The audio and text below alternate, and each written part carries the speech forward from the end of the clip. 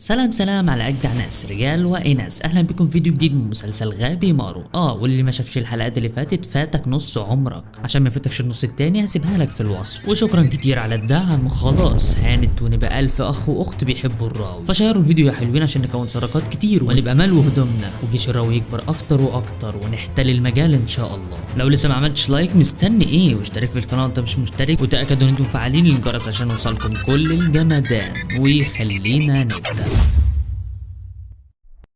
عرفنا الفيديو اللي فات ان في الجزيره دي اشخاص بيحكموها واسمهم التنسة، وعندهم مهارات عاليه جدا وان هم الناس الوحيده اللي معاهم الاكسير. بس مش اي حد يعرف يروح ياخده كده والسلام، لان الاشياء دي قوتها رهيبه. وزي ما وعدتكم في الفيديو اللي فات ان احنا هنعرف قوه التنسة دي في الفيديو ده وقد ايه هم جامدين. اخر حاجه نرجع لشخصين لزاز جدا من زمان ما ظهروش، ودول لهم معزه عندنا شخصيا، عشان كده لو جرى لهم حاجه انا هزعل واجيب ناس تزعل. الاتنين دول بقى من ساعتها هم بيتمشوا على الشط كده من بعد ما فكروا يهربوا من الجزيره ومحاولتهم فشلت، فقرروا ان هم يفضلوا على الشط يدوروا على حاجه تساعدهم يمشوا من الجزيره، ولكن ما بيلاقوش. والبنت نورجاي بتعرض على السياف ان هم يدخلوا الجزيره ويطلعوا لاعلى مكان فيها ويحددوا الاتجاهات، وبعدين يرجعوا تاني ياخدوا اي سفينه ويخلعوا من هنا. ولكنه بيرفض وبيقول لها اي حاجه تانية الا ان انا اخش الغابه دي. انت ما تعرفيش هي فيها ايه، كفايه الحشرات بنت الجزمه اللي بقرصه واحده منها كفيله ان هي توديكي في داهيه، ومش كفايه انت ضحكت عليا وطلعت بنت، عشان كده ما اسمعش نفسك طول ما انت معايا وانا المسؤول منك، فاهمه؟ بتنشكح وبتقول له تمام يا اسطى، اصبر بس ناخد الاكسير ونلاقي طريقه نخرج بيها من هنا وعلى طول هتبقى البيست بتاعي. بيقول لها والله انت دماغك واخداكي في حته ثانيه خالص، اهم حاجه نلاقي دلوقتي طريقه نخرج بيها من الجزيره دي. وبينما هم بيتكلموا بتخرج واحده من وسط الغابه وبيستغرب جدا وبيسالها ايه اللي جابك هنا، ولا انت منين اصلا؟ فتقول لهم الاجواء في الجزيره بقت مزريه جدا، كل ده بسبب البشر، وبيبدا جسمها يظهر فيه عروق وشكلهم كده يتعمل معاهم الجلاشه. والمعلمين اول ما بيشوفوا منظره بيفتحوا سبرنت وهاتك يا جري، ولكن التنسة ده وراهم وبيستغرب وبيقول لهم انتوا بتجروا ليه؟ وده اللي بيعصبوا منهم وبيخليه يضرب السيف بايده كده بيطيره حرفيا، وده اللي بيخلي البنت بتنصدم وبتكون مفكره ان هو مش هيقوم تاني. ولكن على مين يابا، بيقوم من تاني وبيطلع السيف بتاعه وبيطير نص وشه، ولكن بنشوف هو بيعالج نفسه من تاني ولا اكن اي حاجه حصلت. فيقول السيف للبنت نورجاي اول ما اديك الاشاره تفتح السبيد بتاعك وما اشوفش وشك هنا، وبيبدا السيف يطلع فيه كل مهاراته، وكل ما بيصيبه في مكان بيرجع كما كان. ايوه يا صاحبي هم دول التنسة الخالدين. ولكن برضه على مين؟ بيطير له دراعه ودراعه التاني وراسه حرفيا. بيستغلوا هما الاتنين الفرصه وبيفلقوا، وبالفعل بيقدروا ان هما يهربوا منه، وبيطمنوا ان هو ما عادش ظاهر وراهم. ولكن بيبص تاني قدامه بيلاقيه في وشه، والغريب ان هو ملحقش يجدد نفسه، وبيقول له ما تهدى يا اسطى كده عايزين نتكلم راجل لراجل. وبالفعل السيف ونورجاي بيقفوا له وبيستعدوا ان هما يهجموا عليه لو عمل اي حركه خسيسه منه. ولكن بيتفاجئوا بان في واحد رمى السيف عليه بيطير له راسه حرفيا وبيفصلها عن جسمه. واول ما بيبصوا وراهم بيشوفوا اسايمون، واول ما بيشوفوا السيف بتاعنا بيعرفوا على طول، وبنعرف ان هو المعلم بتاعه اللي معلمه الشغل والحركات يعني. اول ما بيشوفهم بيقول لهم ايه بقى انت وهو، وبيستغلوا الفرصه هما الثلاثه وبيفلقوا. والبنت نورجاي بتبص وراها وبتلاحظ في حاجه غريبه، هو ان الساموراي اللي بيجري معاهم ما بيشوفش. فتقول في نفسها دي حاجه غريبه جدا، واكيد الساموراي ده عنده مهاره عاليه جدا وبيقدر يستشعر بحاسه السمع والشم، علشان كده بيتفادى الاشجار بكل سهوله. المهم بعد ما بيجروا فتره طويله من الزمن بيقفوا يستريحوا، وبيبدا السيف صاحب البنت يعرف الساموراي عليها وبيقول لها ان ده المعلم بتاعه، اخد رباه من هو صغير وعلمه فنون السيف. احب اقولك ان هو طول ما هو موجود اطمني خالص. ولكن المعلم بتاعه بيضربه بايد السيف على دماغه وبيقول له جرأة ايه هلف انت مش عارف تتعارك مع حته تنسى حقير عويل؟ هو ده اللي انا علمتهولك عشان تبقى عارف لما تحب تعجز الخصم اللي قدامك لازم تقطع له رجليه يا اما تطير له رقبته خالص. وبيديله خبطتين تاني على دماغه وبيقول له خساره المهارات اللي انا علمتها لك،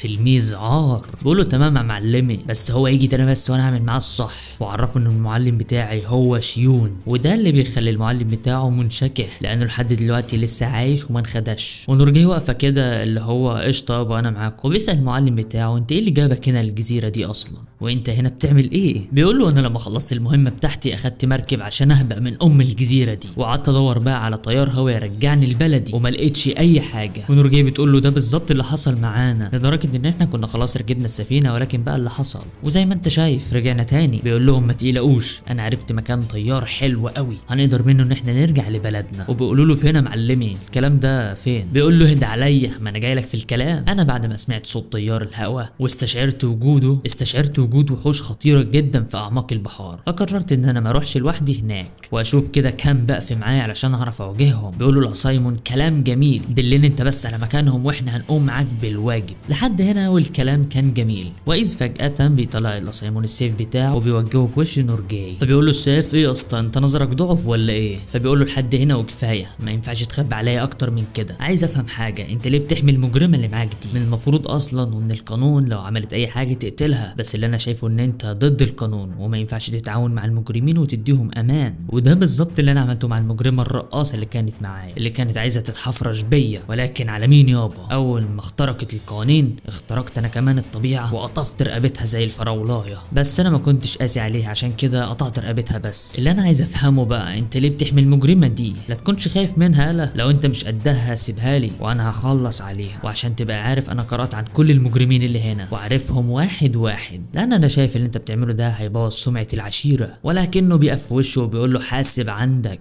هو انا يعني لما كنت صغير كنت امام مسجد؟ ده انا كنت عرباجي صايع، ولما انت شفتني ثبتني واخدتني وعلمتني غصب عني. بيقول له المعلم بتاعه بالظبط يا بغل، لان انا كنت شايف فيك امل، كنت حاسس ان جواك ساموراي صغير في يوم من الايام هيبقى عظيم. بالظبط. قيس بقى الموضوع ده على نورجاي، فيها امل كده وعندها موهبه، حاسس ان هي انسانه نظيفه وفي يوم من الايام هتبقى ساموراي عظيم. بقول له لحظه واحده، تصدق اقنعتني؟ لا بس بصراحه اقنعتني، بس خلي بالك لو حسيت ان البنت دي خطر عليا او على العشيره هعمل معاها الصح. بيقول له تمام يلا بينا بقى نروح نخلص على التنسى دول. بيقول له اهدى متخلف، وكانك رايح تلعب ماتش كوره. اللي انت ما تعرفوش ان التنسى دول يقدروا يتكلموا زي البشر وعندهم مهارات وقدرات اعلى من اللي عندنا بكتير. بيقول له ابا ولا يهمني، زي ما هبقنا منهم مره هنهبق منهم تاني. واذ فجاه وبدون اي مقدمات بيظهر وراهم التنسى. بيقول لهم يا رجاله انتوا ما هربتوش مني ولا حاجه، انا كل ده اصلا كنت سامعكم، هشوف هترسوا على ايه. ولسه هيهجم عليهم، ولكن المعلم بياخدهم الاتنين كده على كتفه وهوب بينط بيهم وبيتفاداه، وبيشكروه ان هو انقذهم. ولكن الفرحه ما بتكملش وفجاه رقبته بتنزف دم، وده اللي بيصدم على سايمون تلميذه وبيخليه يتعصب جدا لدرجه ان هو بيهجم على الجدع اللي قدامه ويشوف منين وانا اديلك،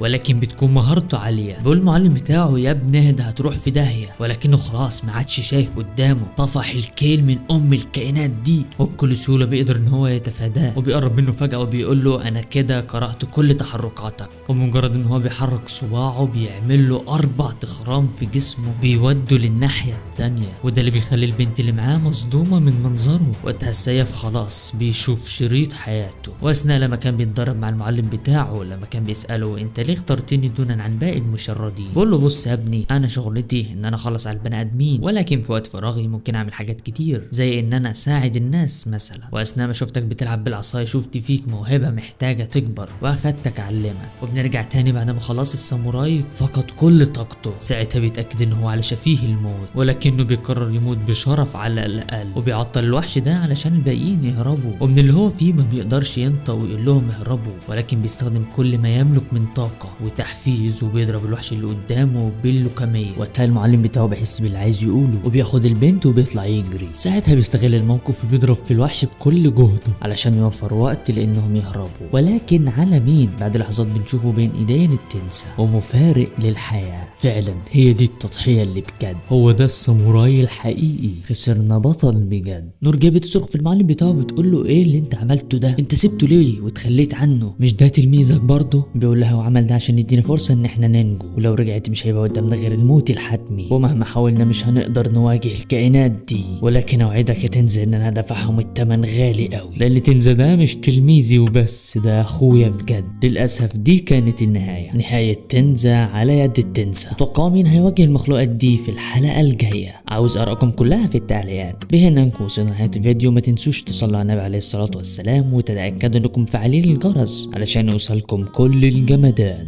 ولايك للفيديو علشان اللي جاي. بيس.